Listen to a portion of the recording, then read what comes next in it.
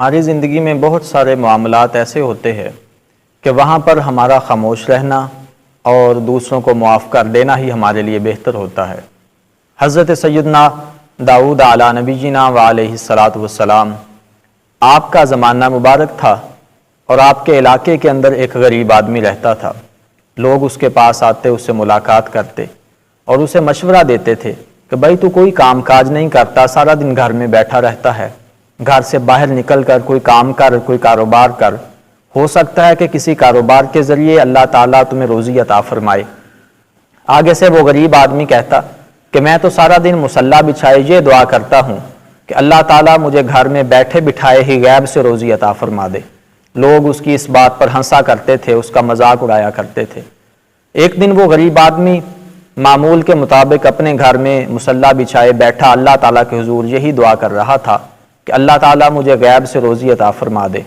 اتنے میں اس کے گھر کا دروازہ کھلا، ایک گائے بھاگتی ہوئی اس کے گھر میں داخل ہوئی۔ وہ آدمی بڑا خوش ہوا، اس نے اس گائے کو پکڑ لیا، اسے ذبح کیا اور اس کا گوشت بنا رہا تھا کہ اتنے میں اس گائے کا مالک اپنی گائے ڈھونڈتا ہوا اس کے گھر آ پہنچا۔ جب اس نے اپنی گائے دیکھی کہ اس کو تو ذبح کر دیا گیا ہے تو وہ آدمی غصے میں اس غریب آدمی کو برا بلا کہنے لگا اور اسے پکڑ کر اللہ کے پیارے نبی حضرت داؤد علیہ السلام کی بارگاہ میں پیش کر دیا گیا اور جا کر اس نے سارا واقعہ سنایا کہ حضور میں اس گائے کا مالک تھا اور اس شخص نے میری اجازت کے بغیر میری گائے کو ذبح کر دیا ہے۔ آگے سے وہ غریب آدمی کہنے لگا کہ حضور اس میں میرا کوئی قصور نہیں ہے کہ میں تو اللہ تعالیٰ کے حضور دعا مانگ رہا تھا کہ اللہ تعالیٰ مجھے گھر میں بیٹھے بٹھائے روزی عطا فرمائے۔ اتنے میں یہ گائے بھاگتی ہوئی میرے پاس آ پہنچی تو میں سمجھتا ہوں کہ یہ تو میری دعا کا نتیجہ ہے کہ جو اللہ تعالیٰ نے مجھے غیب سے روزی عطا فرمائی۔ تو حضرت داؤد علیہ السلام نے اس گائے کے مالک سے کہا کہ بھائی اگر تو یہ گائے اس غریب آدمی کو معاف کر دے گا تو اس کے بدلے میں اللہ تعالیٰ تمہیں اجر بھی عطا فرمائے گا اور اس سے بڑھ کر یہ کہ تمہارے بہت سارے گناہوں پر پردہ بھی ڈالے گا۔ لیکن وہ آدمی بد زبانی کرنے لگا اور کہنے لگا کہ اے اللہ کے نبی آپ اللہ تعالیٰ سے کل تک پوچھ لیجئے کہ میرے مقدمے کا فیصلہ کیا ہوگا، میں کل صبح دوبارہ آپ کی بارگاہ میں حاضر ہوں گا۔ حضرت داؤد علیہ السلام نے اگلے دن اس شخص کو بلایا اور فرمایا کہ اللہ تعالیٰ کا حکم یہ ہے کہ اگر تو اسی طرح بد زبانی کرتا رہے گا اور خاموشی اختیار نہیں کرے گا تو تمہارے لیے بہت ساری مشکلات ہوں گی۔ ایک مشکل تو یہ ہے کہ یہ گائے جو اس غریب آدمی نے ذبح کی ہے اسے معاف کر دو اور جتنی تمہارے پاس دولت ہے، جو جائیداد ہے، وہ بھی اس غریب آدمی کے حوالے کر دو۔ وہ شخص تو رونے لگا، سر پیٹنے لگا کہ میں تو اپنی گائے واپس لینے آیا تھا لیکن یہاں تو کہا جا رہا ہے کہ اپنی ساری دولت بھی اس غریب آدمی کو دے دو۔ تو حضرت داؤد علیہ السلام نے فرمایا اگر تو آئندہ بھی اسی طرح بد زبانی کرے گا تو تیرے لیے مشکل ہوگی۔ لیکن وہ کہنے لگا کہ مجھے یہ فیصلہ منظور نہیں ہے، آپ دوبارہ اللہ تعالیٰ سے پوچھ لیجئے، میں اگلی صبح پھر آؤں گا۔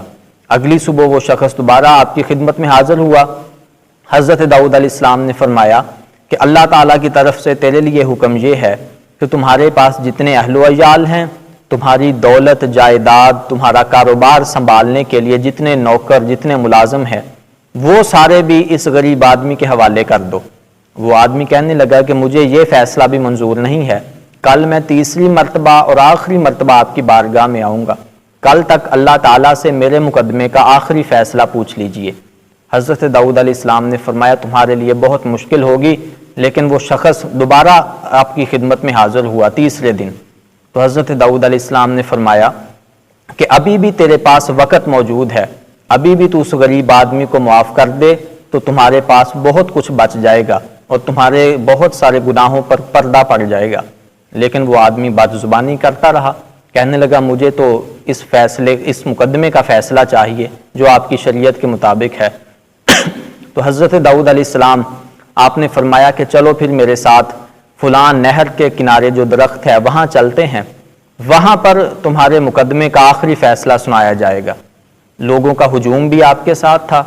جب حضرت داؤد علیہ السلام اس گائے کے مالک کو لے کر درخت کے نیچے پہنچے، فرمایا یہاں سے مٹی ہٹاؤ اور ایک گڑھا کھودو۔ جب اس شخص نے گڑھا کھودا تو وہاں سے ایک انسانی کھوپڑی نکلی اور ساتھ ہی خون آلود ایک خنجر بھی تھا اور اس خنجر پر اس گائے کے مالک کا نام لکھا ہوا تھا جو بد زبانی کر رہا تھا۔ اس آدمی نے جب اپنا لکھا ہوا نام اس خنجر پر دیکھا تو بڑا حیران ہوا کہ یہ خنجر کہاں سے آیا اور اس پر میرا نام کیسے لکھا گیا۔ تو حضرت داؤد علیہ السلام نے فرمایا کہ یہی تو تمہارے مقدمے کا فیصلہ ہے، میں تمہیں پہلے دن سے کہہ رہا تھا خاموشی اختیار کر اور اس غریب آدمی کو معاف کر دے،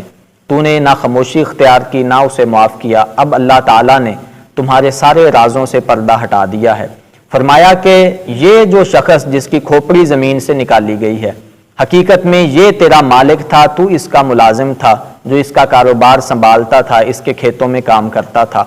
تیرے دل کے اندر لالچ پیدا ہوا اور تو نے اسی خنجر کے ساتھ اپنے مالک کو قتل کر دیا اور اس کی جائیداد پر بھی قبضہ کر لیا، اس کے اہل و عیال، اس کے ملازمین پر بھی قبضہ کر لیا۔ اور فرمایا کہ وہ غریب آدمی جس نے تمہاری گائے پکڑ کر ذبح کی ہے، حقیقت میں وہ غریب آدمی تمہارے اس فوت شدہ مالک کا اکلوتا بیٹا ہے جو اس کی ساری جائیداد کا وارث ہے، اور اس حساب سے وہ غریب آدمی ساری جائیداد کا مالک بھی ہے، تمہارے جتنے ملازمین ہیں ان کا بھی وہ مالک ہے۔ اور فرمایا کہ تمہاری سزا یہ ہے کہ جس خنجر سے تو نے اپنے مالک کو قتل کیا تھا، اب اسی خنجر کے ساتھ تمہیں بھی اللہ کے حکم سے سزائے موت دی جائے گی۔ فرمایا اگر تو اس دن خاموش رہتا اور اس غریب آدمی کو معاف کر دیتا تو تمہارے لیے بہت ساری آسانیاں تھیں، جائیداد بھی تمہارے پاس تھی اور تمہارے اس گناہ پر پردہ بھی رکھا گیا تھا۔ تو ہمارے لیے بھی یہی حکم ہے کہ بہت سارے مواقع ایسے ہوتے ہیں کہ وہاں ہمیں معاف کر دینا چاہیے، خاموشی اختیار کر لینی چاہیے کہ اس میں ہمارے لیے بہت بہتری ہے۔